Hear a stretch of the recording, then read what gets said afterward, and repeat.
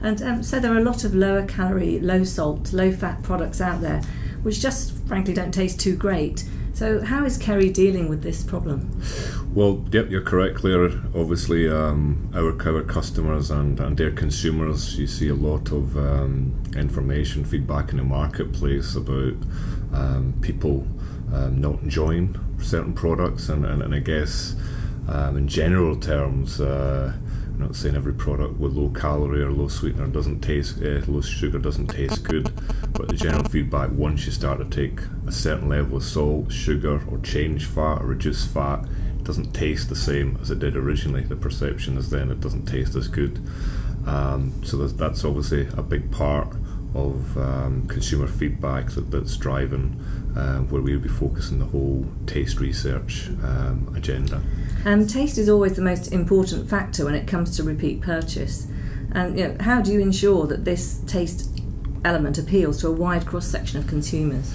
Yep, I mean, a lot of, again, feedback from all research would say taste is the driver. So when you are looking at altering your product or reducing aspects of your product, there's various elements of taste or parameters that affect taste. So Kerry's probably in a unique position there in terms of the breadth of technologies that we have that contribute to taste. So for example, in a food matrix, there's obviously carbohydrate, it could be protein, it could be fat. How you eat that product and the taste you perceive is related to those. Now, if you're taking salt down or taking sugar down, that essentially leaves, if you like, a gap in what we could call the taste space, for lack of a better expression. Where Kerry is positioned there is there's various elements or technologies, such as if we think about enhancement and salt, yeast could give some sort of salt perception, top note flavors could give some sort of salt perception, other savoury ingredients or materials could give salt perception. But it's how you use different components to fill that taste space and therefore keep what the consumer expects from a perception perspective, even though you're taking the salt down. And that's where Kerry's probably unique compared to other companies in the area who may focus just on yeast or just on a flavour or just on various ingredients, because of our breadth of portfolio, and equally because we come from a food background. Knowing how to apply and create food applications is critical as to how you bring the different components together. And then the other absolute key aspect is this isn't a silver bullet. It doesn't happen some magical black box. It's working with our key customers, understanding their product and working with them to understand that taste space to create a true solution for them. And that hopefully answers your question, gives you, I guess, a perspective of how we view taste and that space that we work within. So why in the past did conventional flavour approaches not work? Were they not natural enough? What was wrong? I would say, again, in certain aspects and certain products they would work. I mean, it's like salt, for example.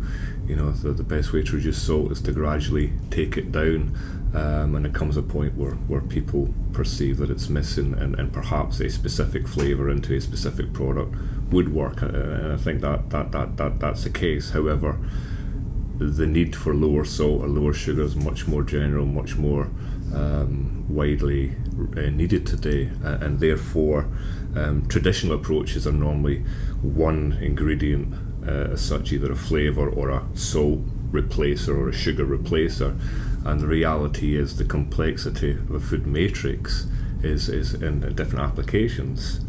So it blends, it's much more exactly complex. It's much more complex than that, and therefore you might have an aftertaste of a sweetener, etc. These are the sorts of issues that come back. So when you're actually trying to deal with that taste space, you need to be taking a different approach, and again, it's the complexity of being able to adjust different things to keep that taste the same. It may be, I don't know, for example, if you've ever, probably not, but low fat milk versus normal milk. If you put the same amount of sugar in one and in the other, and even a splash of, say, a syrup, a flavour, same amount into one another, that tastes different. That's the only difference is your fat content. So when you mouthfeel as well, exactly mouthfeel, but it's the perception. It's how your tongue and your nose and your feel it sends that message to your brain. Your brain's telling you there's something different here. So yeah. the whole aspect and approach we would take within Kerry is, okay, how do you keep the perception the same by using a component within that matrix? So we may have emulsifier or some dairy system that keeps the mouthfeel, and an FMT, which would be our flavour modulation technology, to increase the perception of the sweetness to the same level.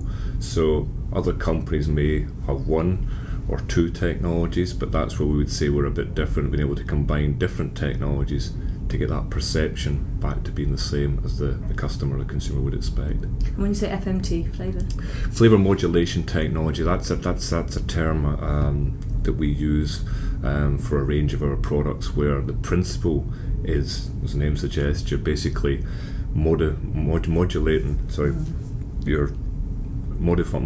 the perception of the flavour within the consumer. So it could be